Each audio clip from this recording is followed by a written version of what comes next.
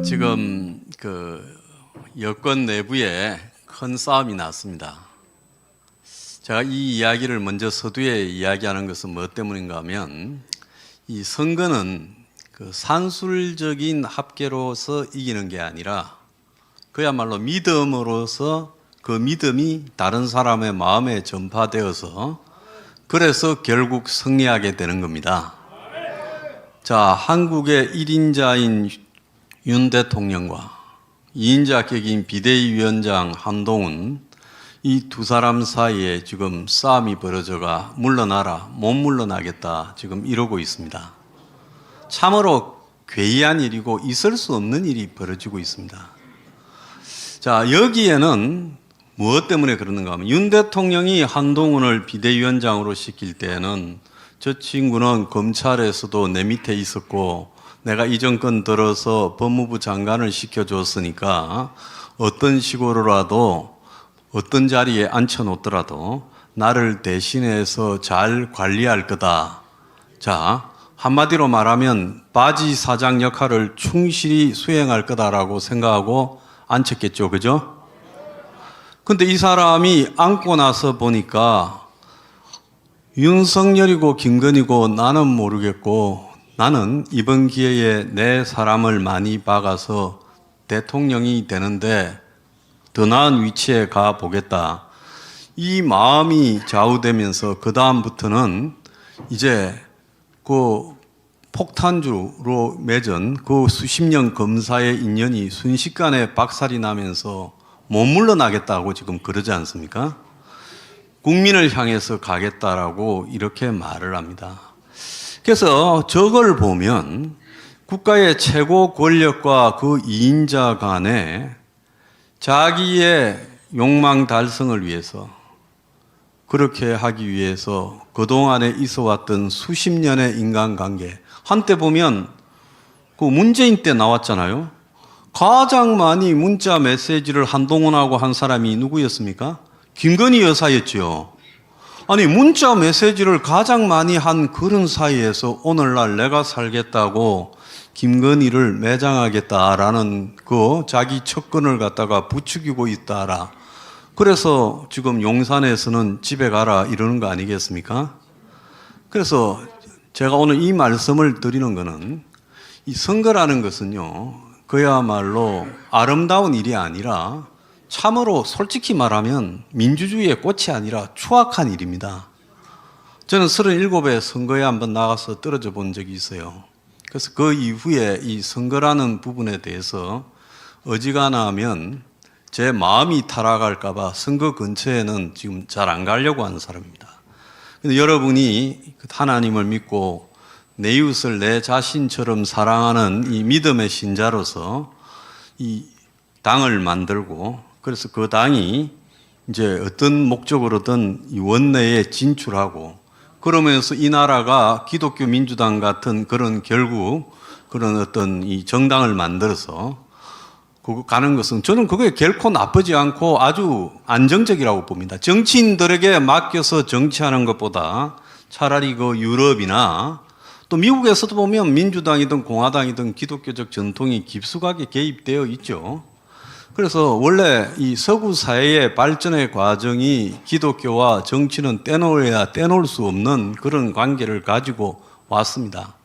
그런데 한때는 보면 기독교가 타락을 했죠. 왜 타락을 했습니까? 그 믿음이 내 이웃을 사랑하는 믿음이 아니라 나를 사랑하는 믿음으로 변질됐잖아요. 그렇지 않습니까? 신부나 주교나 추기경이 땅을 소유하고 왕처럼 굴고 순교는 여자들을 데리고 있고 그러면서 그 지역을 지배하는 권력자가 됐지 않습니까? 그러니까 종교개혁이 일어나고 개신교가 만들어지고 그렇게 한 거 아닙니까? 그러니까 우리가 이 선거에서 이 믿음이라는 것은 솔직히 말하면 그야말로 정말로 순수한 마음으로 대중에게 다가가지 않으면 참으로 어려운 부분이라는 겁니다. 왜냐하면 대한민국의 수십 년 동안에 썩은 정치인들이 대중을 타락시켜 왔습니다. 선거에 나가보면 국민이 결코 순수하지 않다라는 것을 여러분들이 너무나 느낄 겁니다. 저는 제가 선거에 한번 나가고 떨어지고 난 뒤부터 사람 전부 이마에요. 공표, 꽃표, 세모가 보이더라고요.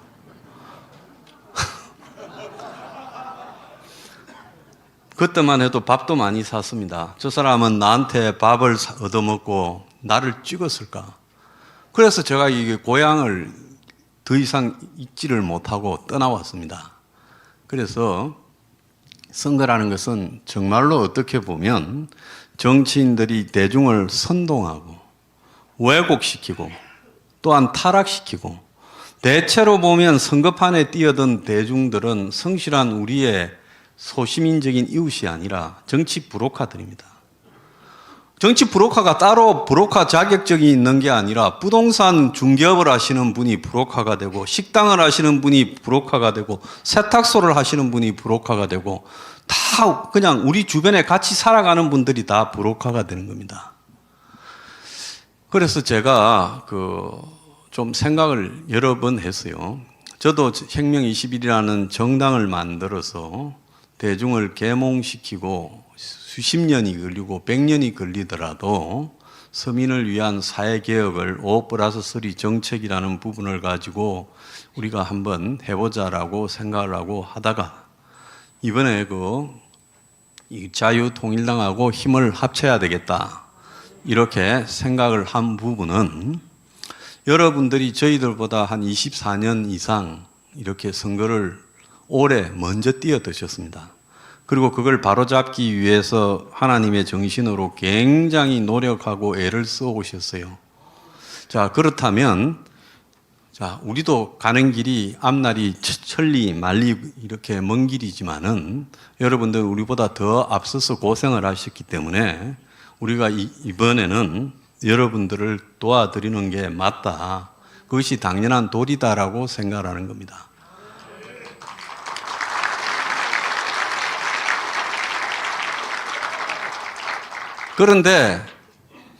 그런데도 불구하고 솔직히 저는 자유통일당 내부에도 저 사람이 왜 갑자기 나타나서 정가원 목사하고 손을 잡고 도와준다고 했을까? 도대체 저 사람이 어디 국회의원을 하나 하고 싶어서 그럴까? 여러분, 제가 국회의원 하려고 작정했으면 벌써 했습니다. 지금도 어느 당에 가면 공천 하나 주면 받을 수 있습니다. 그렇지만은 저는 정치 안 한다고 하나님 앞에 약속하고 여러분 앞에 약속했지 않습니까? 그러고 제가 하겠습니까? 그러면 저희 당에는 다들 평범한 소시민입니다. 정치하려고 그렇게 생각하시는 분이 없습니다. 우리는 정치를 하려고 당을 만든 게 아니라 사회 계몽을 하기 위해서 당을 만드는 겁니다. 근데 이렇게 같이 하자고 하니까 여러분들 쪽에서 오히려 우리 혁명 21을 좀 무슨 속셈일까? 우리 당에 전화도 오셨어요. 어떤 분이. 그분은 좀 손 한번 들어보세요. 당신들 비례대표 가지고 나중에 어떻게 장난을 치려고 그러냐. 사실은 지난 주말에 토요일 날 부산에서 같이 집회를 하자고 이제 자유통일당에 부산의 지부에 계신 분하고 우리하고 이제 합의를 했었습니다. 그래서 준비는 우리가 다 하겠다 했는데 하루 전날 다들 많이 오시기 어렵다 해서 그냥 대표 몇 분만 오시고 우리 쪽에서 다 동원해서 집회는 예정대로 했습니다.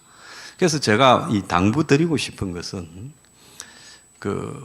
여러분들이 저희를 상대할 때도 마찬가지지만은 이번 선거에서 전국에 몇 개 교회에 몇 개 장로에 신도가 몇 명이고 자유마을이 몇 개다라는 산술적인 분석으로만은 꼭 승리할 수 없다.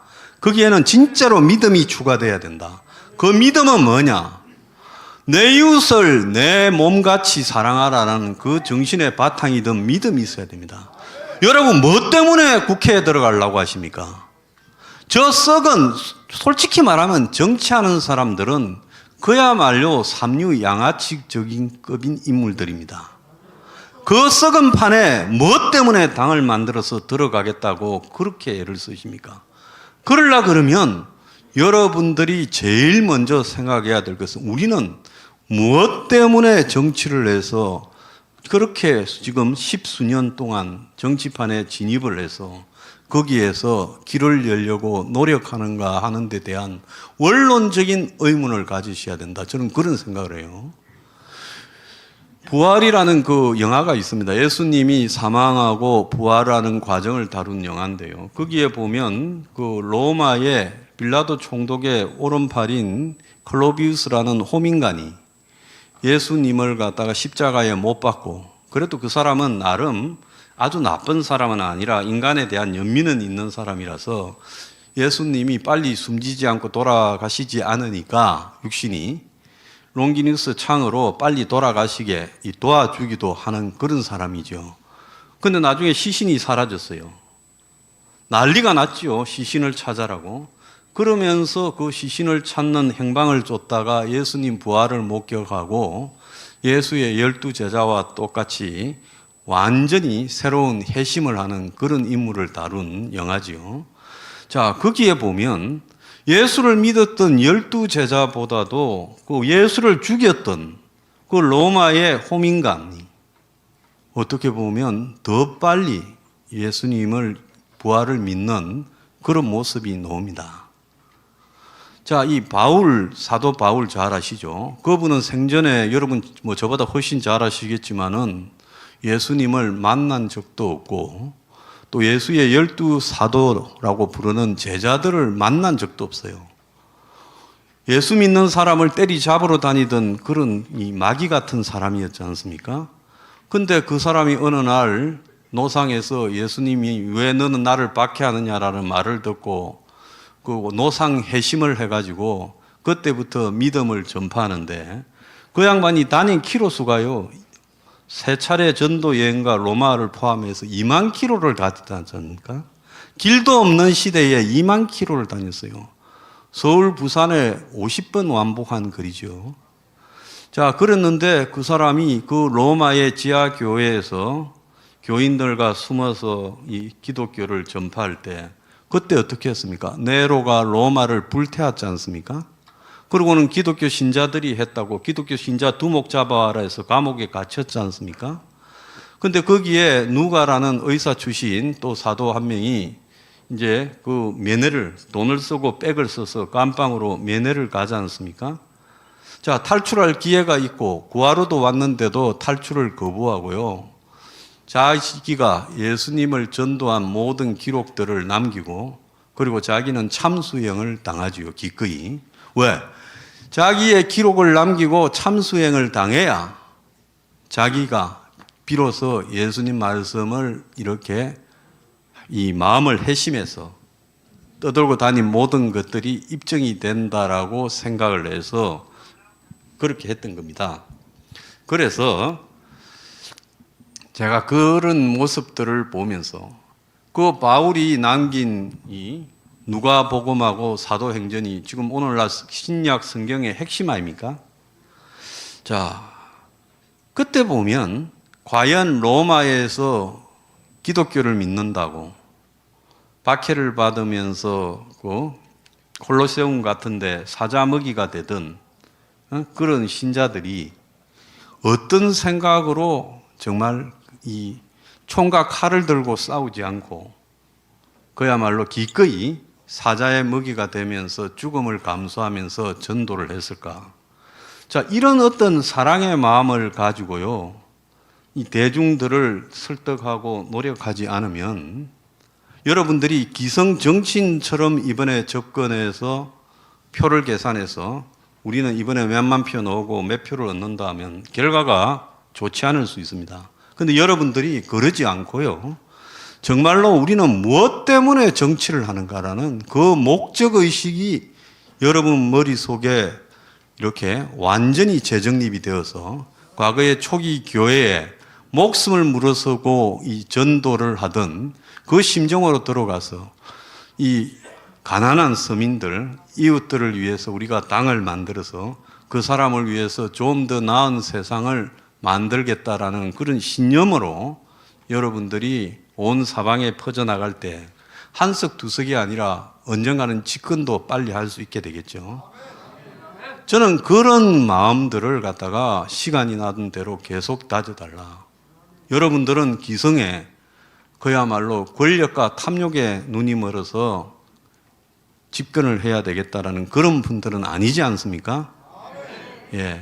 그래서 여러분들의 제가 열정이나 그다음에 여러분들이 또 가지고 있는 이런 헌신 이런 부분들을 요 근래 자주 뵙게 되면서 여러분들이 이번 선거에 임하는 부분에서 그런 마음, 무엇 때문에 우리는 정치를 해서 성공하고자 하는가라는 부분을 가지셔야 된다. 저는 그런 생각을 하고 있습니다. 그래서 저희들이 여러분들을 도와드린다 했을 때 제가 뭐라고 했습니까? 우리는 여러분들하고 어떤 뭐 협상이나 거래나 이런 걸 하지 않겠다고 말씀드렸지 않습니까? 저는 제가 당을 만들었을 때 조금이라도 대한민국의 90%의 서민의 삶이 개선될 수 있다면 다른 어떤 조건도 필요 없다. 나부터 아무것도 안 하겠다고 처음부터 선언하고 시작을 했습니다. 그렇기 때문에 제가 여러분들을 도와드리겠다고 할 때 저한테 뭘 갖다가 우리 당에 뭘 갖다가 요구하는 게 없다라고 말씀을 드리지 않았습니까?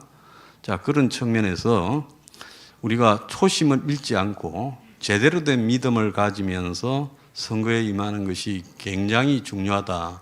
이 말씀을 드리겠습니다. 오늘 대한민국의 1인자가 참 그가 키우고 법무장관으로 만들고 비대위원장까지 만들었는데 선거를 앞두고 그야말로 서로 간의 신뢰에 가장 기초적인 인간적인 신뢰에 금이 가서 1인자를 배신하고 그야말로 자기 정치를 하겠다라는 부분에 있어서 벌어지고 있는 이 현상을 보면서 아무리 권력이 있어도 믿음이 뒷받침하지 못하면 아무것도 아니다라는 생각을 여러분들이 마음속에 꼭 간직해 주셨으면 좋겠다.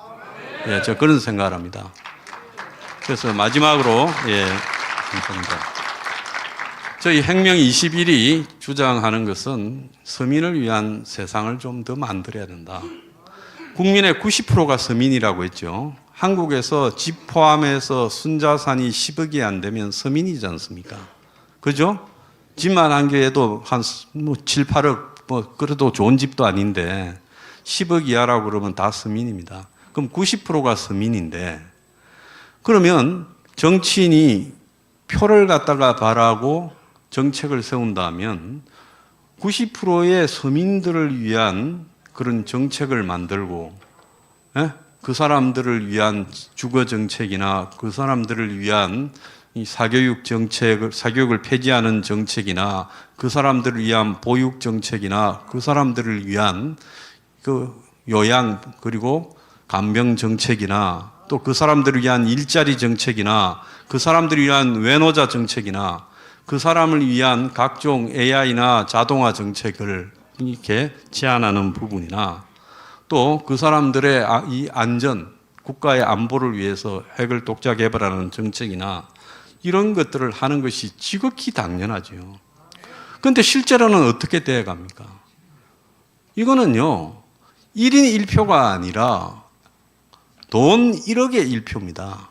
그러니까 돈 많은 사람을 위한 정치로 변질되어 가고 있다는 거죠.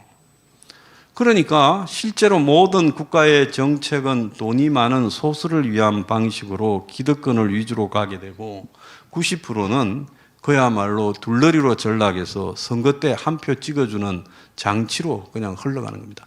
과거 영국에는요, 그를 모르는 사람에게는 투표권을 안 줬죠. 여자들은 1928년에 투표권 얻었습니다. 영국에서요. 자, 여자들한테도 투표권을 안 줬고, 그를 몰라도 안 줬고, 재산이 없어도 투표권을 안 줬습니다. 그야말로 부유하고 부자들만 투표권을 가지고, 이게 민주주의의 역사입니다. 멀지 않은 역사예요. 100년 전에 그렇게 했습니다. 그러니까 민주주의는 그것이 완성된 게 아니라 여러분들이 민주주의를 갖다가 항상 감시하고 여러분들이 민주주의를 지켜나가겠다라는 그런 의지와 각오를 갖다가 등한시한다면요, 그것은 민주주의는 형식에 불과한 거고 여러분들은 그냥 표를 찍어주는 기계에 불과하다는 거죠. 북한에도 투표하고 중국도 투표합니다. 그러지 않습니까? 중국의 전인대 투표하면 찬성률 99점 몇 프로 나오지 않습니까? 그러니까 민주주의는 완성된 게 아니라 항상 정신을 차리고 지켜야 끌고 갈 수 있는 것이다. 여러분들께서 이 하나님의 믿음으로 그야말로 이번에 왜 우리는 정치를 하는가에 대한 확고한 신념을 가지고 그렇게 끝까지 가주시기를 부탁드립니다. 저희들은 돕겠습니다. 감사합니다.